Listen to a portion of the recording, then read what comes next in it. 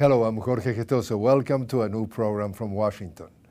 On today's show, police brutality and misconduct. Our guest, Jody Westby, president of CALM, Communities Against Law Enforcement Misconduct. Ms. Westby, a warm welcome to the program. Thank you. It's a pleasure to be here. Jody, law enforcement misconduct is a national issue that goes to the heart of what this country stands for, equality and justice, words from your organization. We see discrimination, brutality, racism. What's going on with the police misconduct today in the U.S.? A lot is going on, and a lot has been going on for at least a quarter of a century. You know, Rodney King was beaten by the Los Angeles Police Department about 22 years ago. And that was one of the first videos of a police beating, and he was a Hispanic man. And Rodney King is dead today. I think in part because that incident so scarred his life that he was never really able to fully recover from it. But we now have many videos of many other instances, and it just keeps happening. So after an incident I had in my neighborhood involving racial profiling of someone that had worked in our area for 30 years, I had such a response from people around the world, including across the U.S., but from every age and race and background, that I felt compelled to do something. And so I founded CALM, Communities Against Law Enforcement Misconduct, CALM. And the URL is calmresponse.org. So we're trying to encourage a calm response. And Jody, why don't you describe us that incident for the audience to get familiarized with? You were at home at your neighborhood in Washington, D.C. I was at home in Washington, D.C. I was working in my home office. It was October 1st of 2014.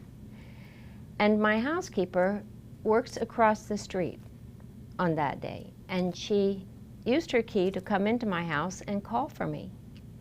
And then she told me the police had Dennis. Dennis is an African-American man that has worked in our neighborhood, and he's disabled. He had a bad traffic accident. He was hit by a car crossing an intersection. Was working for 30 years. He's had a stroke. He has limited use of his right side. And he comes to the neighborhood and mainly wants a place to be and be accepted. And he does little things to earn a few dollars. And we look out for him, and he looks out for us. So he was there that day, sitting on a little wall by my driveway where he commonly sits. And the police came through, and apparently they went to the house where my housekeeper was working and were knocking on all the doors and windows. And she came to the door, and they asked if she was the owner. She said, "No, I'm just the housekeeper." They said, "Well, please, let me see your license." So she said, "Well, it's in my car." So she had to get her keys to get in her car to get the license, and she saw that an African-American woman police officer had Dennis on the curb, sitting down at the gutter on the curb, and was detaining him. And she was talking to an African-American male officer. So when the male officer understood she wasn't the owner, he said, "Okay, but my housekeeper didn't just go back into the house to work. She used her keys and came into my house and got me and called for me to help Dennis." And so I went outside and I tried to tell the policewoman that he was fine. He had worked in the neighborhood for 30 years. He had done nothing wrong. And she stopped me and refused to let me approach him. And I then said, "Are you detaining him? Because if you're detaining him, you need a probable cause while you're detaining him." And she said, "I'm conducting an investigation," and was putting on blue latex gloves like she was preparing to search him. Well, in America, you cannot search someone unless you have a search warrant. I said to my housekeeper, start video recording this, because she had her phone in her hand, and she did. So then I proceeded to politely ask the woman what were they doing there. She said they were responding to an address. What address? So there was an alarm. What address? Well, she wasn't sure, 46 something. About that time, a patrol car pulled up with the African male officer in it, and I hadn't seen him before. So I called to him and said, "Excuse me, what number are you responding to?" He said, "What?" I said, "What number are you responding to?" I couldn't hear well, so I stepped off the curb and walked to the car. And he looked it up on the computer. He doesn't even know what number. He's looked on the computer. Oh, he's there. And then he told me 4602. And I said, "Well, you're not in the right neighborhood. You're in a completely wrong neighborhood. It's a mile away, way over there around another street and down another one." And I said, "She has no reason to detain him." And he said, "Oh, she's not detaining him." I said, "Oh, yes, she is." "Yes, she is, and she won't let me approach him, and she's saying she's conducting an investigation, and she acts like she's ready to search him." And I said, "He's done nothing wrong. You're not even in the right neighborhood." He said, "Well, no, he's free to go." I said, the police officer in the car, I said, "Okay, good." I said, "Dennis, come on." He said, "You're free to go." So I go over and I help him get up, which is difficult because he's crippled, somewhat crippled. And then she steps in front of us and again tries to stop us and said, "No, stop." So I got between Dennis and her and said to the officer in the car, "She doesn't have the authority to stop him, and you need to tell her that, because this is wrong. I'm an attorney and I'm reporting this." And he said, "Do you want my card?" And I said, "Yes, I want your card." And I was leading Dennis away. And he's saying to the female officer, "Hey, you're in the wrong neighborhood." She didn't know how to de-escalate. She had started this process and didn't know how to stop it and de-escalate. So she got in the car, and I told them, just because he's black doesn't mean he's here to rob a house. Now go find the right address. Just because he's black doesn't mean he's here to rob a house. He works for us. He's been in this neighborhood for 30 years. Now go find 4600 folks. So this video, then the Washington Post reported on this, and then the video got posted and it went viral. So that's what happened on October 1st, and it sort of changed my life. So how representative of cases that happen all over the country is that incident? Well, from people I heard from, there's one common theme and there's one uncommon theme. The common theme is it was obvious to me, and apparently to everyone else watching it, that it was racial profiling. Here was a black man, predominantly white neighborhood, upscale. What's he doing here? He must be the suspect. So there was the common theme of racial profiling, which happens so frequently for African Americans, for Hispanics, in the Latino community, for Asians, for the lesbian, gay, bisexual, transsexual community. It is not just a black-white issue in America. It's an institutional problem with police forces. So the profiling of whether you're Muslim or whether you're Hispanic or whether you're African American is something that is common. What was uncommon, apparently, was the police's reaction to me. Most of the people that wrote said, if you had been black, you would have either been beaten, tasered, arrested, or killed. And they would have said you were interfering in an arrest. But you had white privilege. And on top of that, you were an attorney. You say that you were an attorney. I told her I was an attorney, and I told the other guy I was an attorney, but only at the end. But they also, though, had not been called to this neighborhood. We are completely private property in that neighborhood, and so it's not a public street in the area. So they may have been a little bit more guarded because of that, but I think in part I was polite. I was standing there with my arms crossed most of the time I was interacting with them. I was polite and asking them what address they were responding to, and trying to be civilized in my approach. But the police forces around the country have adopted these laws called APO, Which Assault means? on Police Officer, and they use them very broadly. So that if someone acted the way I acted, they could have charged me with assault of a police officer, just An for simply assault? asking questions, yes.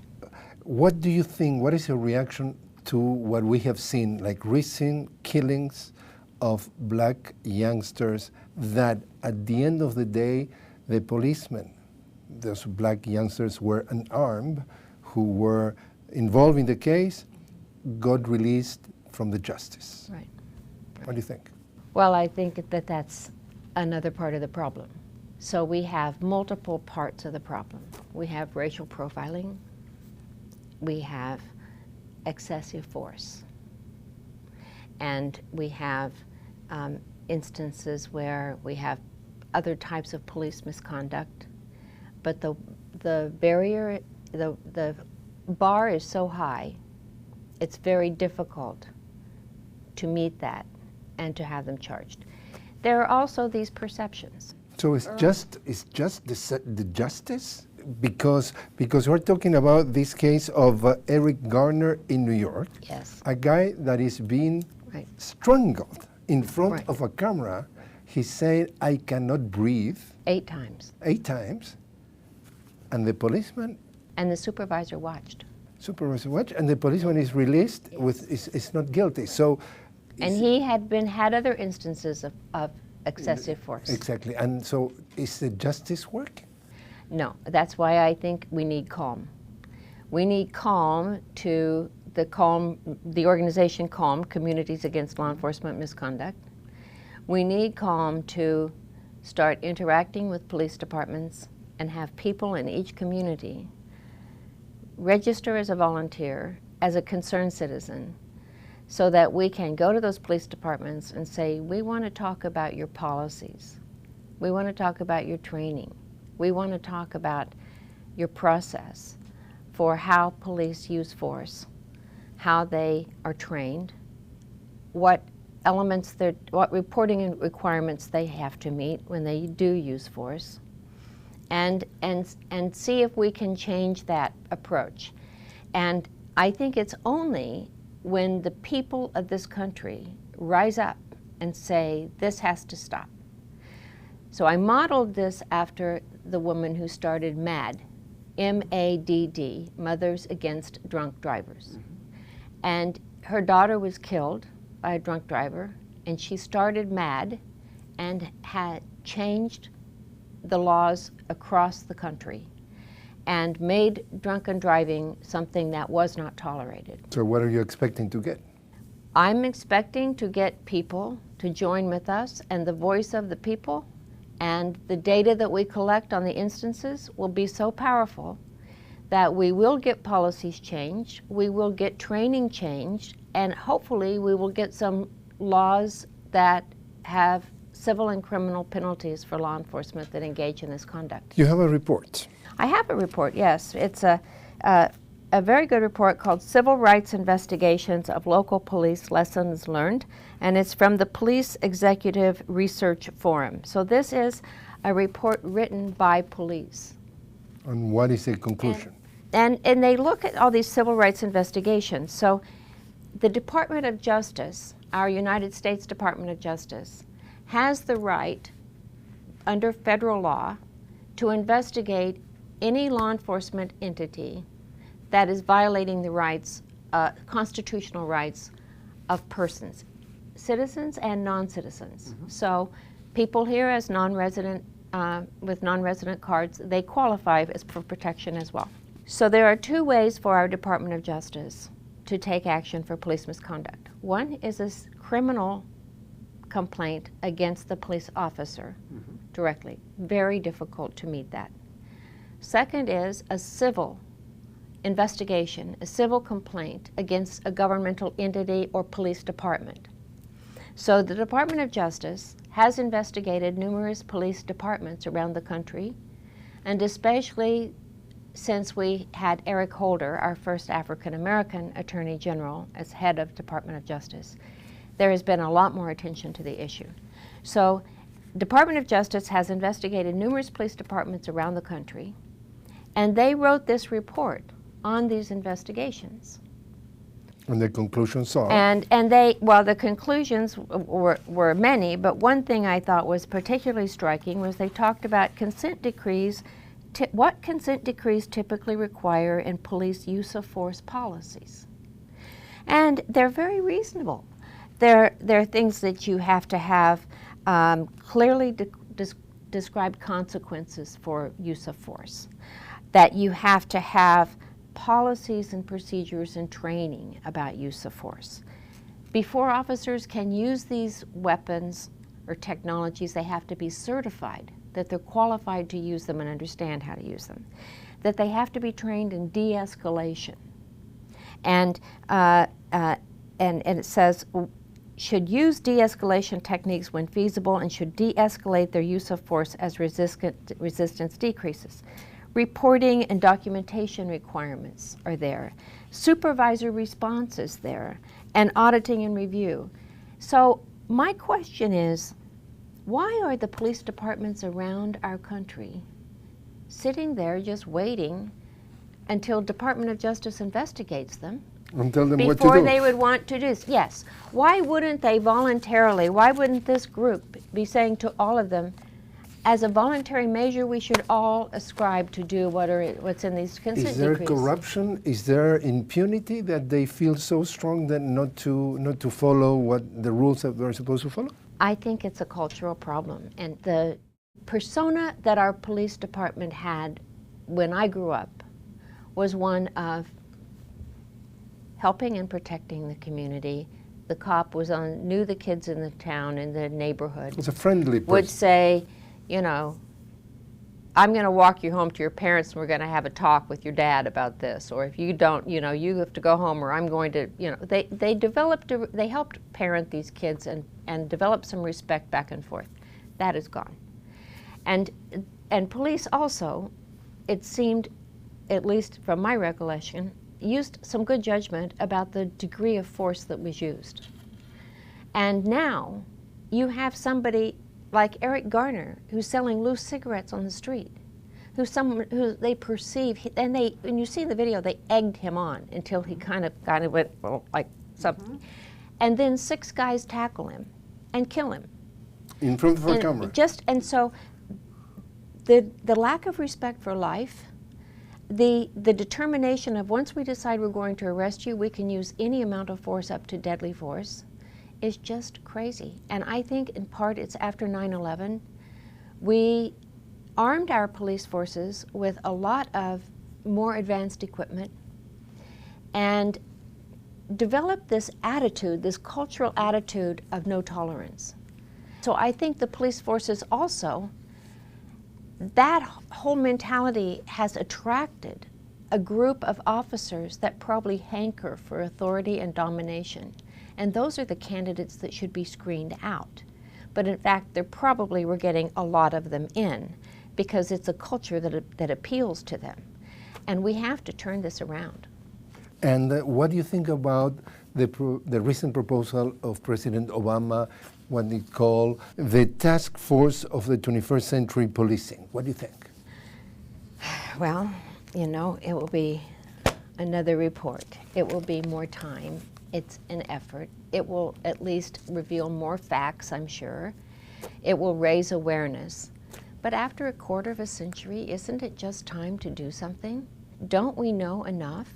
I mean, as mothers, we fear for our children. If they get in a situation where they are in the wrong space at the wrong time, if they make a wrong judgment call, it could mean life or death. And I think that it's nice the president has taken this action. I think it's also good that he banned certain military weapons from police forces. But why isn't he saying we're banning the use of tasers? We don't really need 50,000-volt tasers to try to deal with arrests. Precisely. Just a quick comment. Your son that was participating in a recent press conference at the National Press Club gave some figures about taser, and he says, for example, in Chicago, between 2008 and 2011, taser use by suburban police doubled. Also, a 2011 New York Civil Liberties study indicated that about 60% of taser incidents in New York did not meet the recommended criteria for using Right. the weapon, and also noted that Amnesty International has cited over 500 cases where the suspect died Yes. after being tasered. So situation is very worrisome. This past week in Tulsa, Oklahoma, they tasered a fellow after he dropped a potato chip. A real serious crime. Yes, snacking. And the question should be then, what is the real bottom line? It's a question of values, you think? I think it's a matter of culture more than anything. Yes, the values, but we hold our Constitution dear. But I think when you start talking about police brutality, racial profiling, excessive use of force, people don't quite know how to translate that in constitutional terms. So the other thing is that reports have shown that even though the media covers all of these things, that the media doesn't, that coverage doesn't really change people's perceptions. Other studies have shown that even if a policeman in a trial is discredited in his testimony, the jury will still tend to believe the policeman. So I think that it's a culture problem in the police departments, and it needs to be changed through deterrence, through policies and legislation. We did have the opportunity to interview Eddie Conway in Baltimore, and he has been sentenced to life in prison plus 30 years, and he has been released 44 years after he was in prison. He's a black fellow, and he's pretty clear in his vision. He says there's a clear element of white supremacy in this country, and he believes that in that, if you want, way to see the world, the policeman is there to put the lid on the black community, not necessarily to take care and to really take the job that they're supposed to be doing is to guard them, to help them. Well, I don't really ascribe to that a white supremacist theory, and here's why. One is, if you look at Baltimore with Freddie Gray, 3 of the 6 police officers indicted were African American. That's an issue, and that's another question. The people who are skeptical believe that in many cases, for example, the black persons who are in positions of power in this country, for example, you could see Clarence Thomas, those skepticals are very, very tough and say, those guys in reality are Oreo cookies. They're black by the outside, but white by the inside. They will never a black represent the black agenda in power. Well, I mean, I was on Joe Madison's show after the Dennis incident in October, and I was telling, and I made the remark, and the way it was someone was recording it. It was a radio program, but it was recorded so you could see Joe, and he was sitting there listening to me. And I said, you know, people have told me that the black officers treat the black people worse than the white. And Joe went, that's true. And I have had other African Americans tell me that. But I think there can be certainly a profiling and a discrimination, but it's not just African Americans. Toward Hispanics, toward Asians, and it depends on which communities you're in, where they're more accepting or less accepting. But there's, I think discrimination is a clear element, but it's not just white, black. It is a discrimination based on belief systems, whoever it is. And you most definitely see September 11th as a turning point. I do. Why has motivated you to be sensitive to all this? You mean about 9/11? About taking care of injustices, because basically you are upset about injustices. Well, I'm upset about people not being treated as human beings. And in my days of being in law school, I was a single mother. I was a grown woman, a mature woman when I was in law school. And every year I had a professor, wonderful late Professor Richard Allen Gordon, and he was a very dramatic man.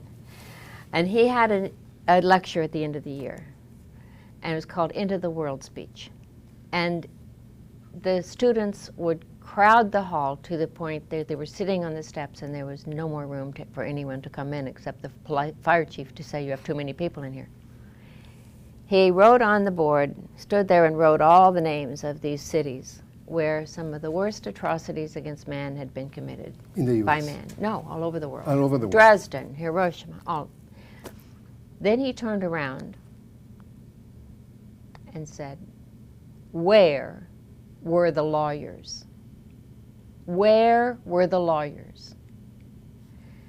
So I answer him, okay, I'm an attorney. This is wrong. It's been wrong for a quarter of a century. It happened in front of me to someone that I needed to step in and defend, so I decided to start calm. Last question, Jody. Who helped you in terms of financing your organization? Oh, well, no one helped in terms of financing, per se. I had to put some of my own money into getting the whole organization. Where are the lawyers? Where are the donors? But I found the lawyers stepped forward, and Squire Patton Boggs stepped forward, and they did all of the legal work to establish the organization. And it's a lot of complicated processes and filings and forms, and they did it all, and we're still in the process seeking tax-exempt status.